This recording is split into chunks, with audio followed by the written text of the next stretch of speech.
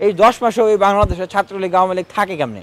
আপনারা যদি দরজা খোলা রাখেন রাতের বেলা, সেখানে যদি চোর ঢোকে দায় টাকা। গতকালকে সচিবালয়ের সামনে শিক্ষার্থীরা যে গিয়েছে, ওই পর্যন্ত শিক্ষার্থীদেরকে কেন যাইতে হলো? আন্দোলন তো যৌক্তিক, কেন যাইতে হলো?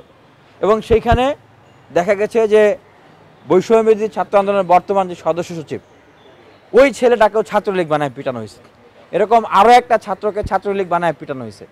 এবং ওইখানে ছাত্রলীগের পদধারী কেউ ছিল কিনা জানি না, একজনকে চিহ্নিত করা হয়েছে যে সে ছাত্রলীগের।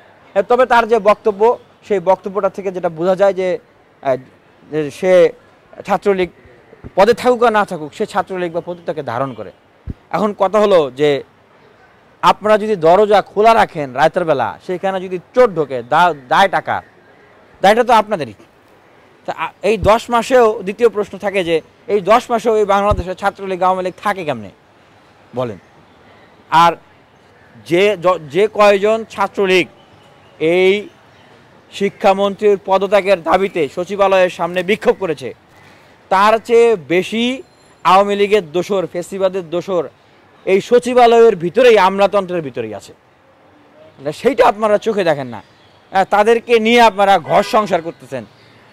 এই সিদ্দিক জুবায়ের মতো নসরুল হামিদ খানের ভ্যানিটি ব্যাগ ছিল, তাদেরকে নিয়ে আপনারা ঘর সংসার করতেছেন। আর একটা যৌক্তিক আন্দোলনে ছাত্রলীগ পাইলে সেটাকে ট্যাগিং দিয়ে আপনারা পুরো আন্দোলনকে ছাত্রলীগের আন্দোলন বানায় দেন। তো এখন তো সেটাই, আগে যেরকম আমাদেরকে পিটাইতো, মারতো, কোনো একটা আন্দোলন হলে ছাত্র শিবিরের আন্দোলন, দলের আন্দোলন, বিএনপির আন্দোলন, অধিকার পরিষদের আন্দোলন বলে মারতো, ট্যাগিং করতো। আন্দোলন মানে উদ্দেশ্য ছিল আন্দোলনকে নস্যাৎ করা। তো এখন তো আপনারা একই রাস্তায় হাঁটতেছেন। তো সেখান থেকে গতকালকে আমরা যেটা পত্রিকা মারফতে প্রায় ৯১ জন শিক্ষার্থী আহত হয়েছে, আমরা সেই হামলার তীব্র নিন্দা জানাই।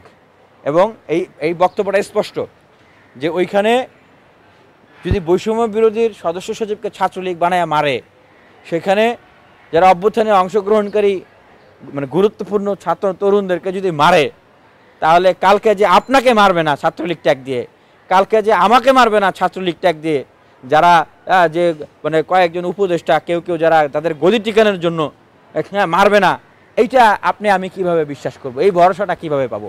কারণ আমার তো ভাই মানে আমার তো কোনো উপদেষ্টা নাই যে আমাকে ব্যাকিং দিতেছে।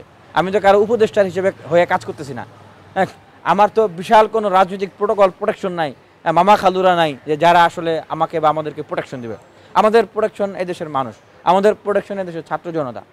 তো সেই জায়গা থেকে গতকালকের ঘটনাটা চোখে আঙ্গুল দিয়ে দেখিয়ে দিয়েছে যে এই সময়ে যারা আন্দোলনকারী, ফেসিবাদ বিরোধী লড়াইয়ে অগ্রণী ভূমিকা পালন করেছে, তারাও আসলে কেউ সরকারের এই কতিপয় বলবো যে উপদেষ্টাদের রক্তচক্ষুর থেকে কেউ কিন্তু নিরাপদ না।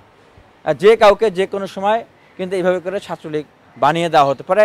এবং যে কোনো যৌক্তিক আন্দোলনকে আগে যেরকম মানে শেখ হাসিনা যে কাজটা করতো বা ছাত্রলীগ আওয়ামী লীগ যে কাজটা করতো, যৌক্তিক আন্দোলন হলেও সেটাকে ট্যাগ দিয়ে দিত যে সেটা কার আন্দোলন, বা ছাত্র শিবিরের আন্দোলন। তার মানে কি পুরো একটা যৌক্তিক আন্দোলনের ক্রেডিট কে পাইতেছে? ছাত্র শিবিরের আন্দোলন, ছাত্র শিবির পাচ্ছে। ঠিক এখন যৌক্তিক আন্দোলনগুলোকেও এরকম খুঁজে বাইর করা, মানে টেকনিক আন্দোলনটাকে বানচাল করা, নস্যাৎ করা, যে আন্দোলন যেন না যেতে পারে, খুঁজে যে এখানে ছাত্রলীগ আছে কিনা দেখ, বাইর করে এটাকে ট্যাগিং করা যে এটা ছাত্রলীগের আন্দোলন অথবা আন্দোলনের ছাত্রলীগ ঢুকছে, এদের মারো পিটাও, এই আন্দোলনে থাকা যাবে না। তার মানে কি আপনি একটা যৌক্তিক এবং ন্যায্য আন্দোলনের ক্রেডিট আপনি কাকে দিয়ে দিতেছেন? ছাত্রলীগকে দিয়ে দিতেছেন। এটা তো আপনি ভয়ঙ্কর একটা কাজ করতেছেন। আপনি কোনো যৌক্তিক আন্দোলন, যৌক্তিক দাবি, জনগণের পক্ষে, ছাত্রদের পক্ষের আন্দোলনকে তো ক্রেডিট তো আপনি